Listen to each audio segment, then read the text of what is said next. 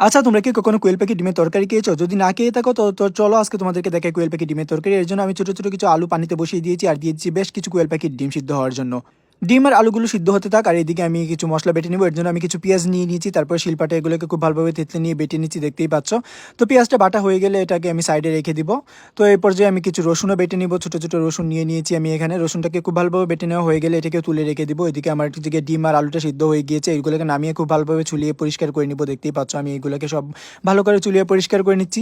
কোয়েল পাখির ডিমগুলো আমি ছুলাচ্ছিলাম আর একটা একটা করে টপ টপ করে খাচ্ছিলাম। এগুলো এত বেশি মজা কী যে বলবো। আর ছোটো আলুগুলো দিয়ে তো রান্না করলে এটা টেস্ট 2 গুণ বেড়ে যাবে। তো এগুলো আমার বাছা হয়ে গেলে এগুলোকে সাইডে রেখে দিয়ে আমি একটা কড়াই বসিয়ে এর মধ্যে তেল দিয়ে দিচ্ছি আর ডিমগুলোকে অল্প একটু ভেজে নিচ্ছি। দেখতেই পাচ্ছ ডিমগুলো তেলে দেওয়ার সাথে সাথে কিন্তু কালারটা চেঞ্জ হয়ে গিয়েছে। আমি এখানে বেশ অনেকগুলো ডিম নিয়েছিলাম। এবার রসুন আর পেঁয়াজের পেস্টটা দিয়ে দিয়েছি। তো রসুন আর পেঁয়াজটা একটু ভাজা হয়ে গেলে এর মধ্যে কিছু গরম মশলা, একটু টমেটো দিয়ে দিচ্ছি। তারপর মশলাগুলোকে খুব ভালোভাবে কষিয়ে নিয়েছি। এখানে হলুদ, মরিচ, জিরা, লবণ, ধনিয়া সব কিছু দিয়ে আমি মশলাগুলোকে ভালোভাবে কষিয়ে নিয়েছি। এবারে পর্যায়ে আলুগুলো দিয়ে দিচ্ছি। আলুগুলো একটু কষানো হয়ে গেলে এর মধ্যে আমি ডিমগুলোও ছেড়ে দিব।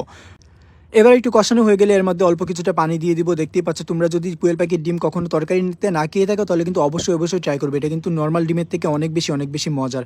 তো আজকের আমার ভিডিওটা কেমন লেগেছে তোমরা অবশ্যই কমেন্টে জানাবে। দেখতেই পাচ্ছ তরকারির কালারটা এত দারুণ এসেছে, আর এটা খেতে এত দারুণ ছিল কি যে বলবো আমি তোমাদেরকে গাইজ।